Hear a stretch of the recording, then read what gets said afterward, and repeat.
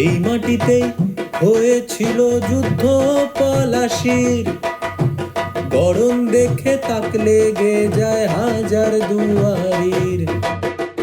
নবাব সেজে অস্ত্র হাতে সঙ্গে নিয়ে বজ্র ঘোড়া, ইতিহাসের শহর মুর্শিদাবাদ এলেম মোরা, মুর্শিদাবাদ এলেম মোরা। নবাবী রান্না বটে, একদম খাঁটি। ছানা বড়া না চাখলে সবটাই মাটি।